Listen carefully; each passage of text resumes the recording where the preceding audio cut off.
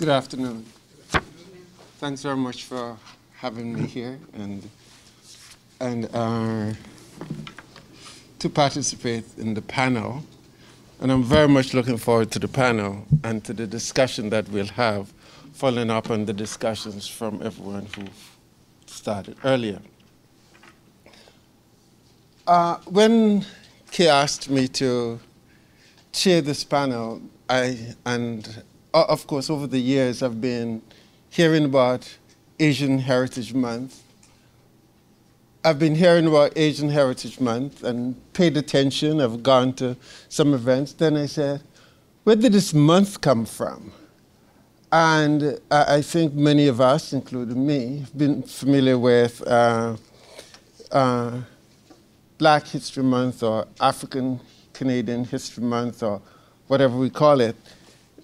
But I wasn't quite familiar with where Asian History Month first started. So I thought I'd start, and I'm assuming that many of you here might not be as familiar with that. And since the flyer didn't give us some background of that, I thought I'd start there. So as I understand it, Asian History Month started out as a week in May in the United States, when the president then in the United States would proclaim the week each year. This started in 1979. At that time, it was identified as Asian Pacific American Heritage Week. According to the Library of Congress Bulletin, in his proclamation of the week, President Carter spoke of the significant role Asian Americans and Pacific Islanders have played in the creation of a dynamic and pluralistic American society with their contributions to the sciences, arts, industry, government, and commerce. The celebration of a month started in 1990 when the United States Congress requested that President George Bush, issue a proclamation which expanded the observance of Asian Pacific American Heritage Week to a month.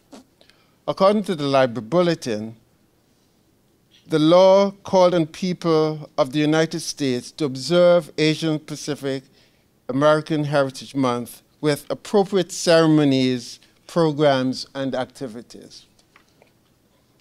Interestingly, it was not until 1992 that May was permanently designated as Asian Pacific American Heritage Month. So each year, Congress would pass the necessary law with or without amendments, asking the president to proclaim the month as Asian Pacific Heritage Month. It was not until May 1st, 2009, that President Obama alluded to the challenges that Asian Americans and Pacific Islanders have experienced, and that should be mentioned in the proclamations. So why May? Does anyone know? May 7th, 1843 is the date on which the first Japanese immigrants arrived in the United States. May 10th, 1869 is identified as the first transcontinental railroad in the United States when it was completed. So that accounts for why May. But it's not very clear to me when we first started in Canada observing Asian History Month. Nevertheless, suffice to say that Canadians, at least Asian Canadians, had been paying attention and had been doing some celebrations over the years since after 1979. As one source said, since the inaugural Asian Heritage Month in Toronto in 1993, cities across Canada have been holding annual festivities. Further, In reflecting on the celebration of the month, the Honorable Sheila Cox in the late 1990s, when she was Minister of Canadian Heritage, stated, "In Canada, our cultural diversity enriches all of us socially, politically, and economically in numerous ways. Asian Heritage Month is an ideal occasion for all Canadians to celebrate the beauty and wisdom of various Asian cultures. It also affords an opportunity to acknowledge the many and varied contributions of Asian Canadians to our communities and our country." But it was not until May 29, 2001, when Senator Vivienne Poy introduced a motion in the Canadian Senate to designate the month of May as Asian Heritage Month. And then that motion was made law or passed in the Senate in December 2001. So since then, we have been celebrating and recognizing, at least officially, Asian Heritage Month. But why consider May as Asian Heritage Month anyway? I've heard educators say, do we have enough months to celebrate all these ethnic groups? And others have said, yeah, we'll run out of months because there are too many. Further, why do we have these months designated to recognize the various ethnic groups' contributions to Canada?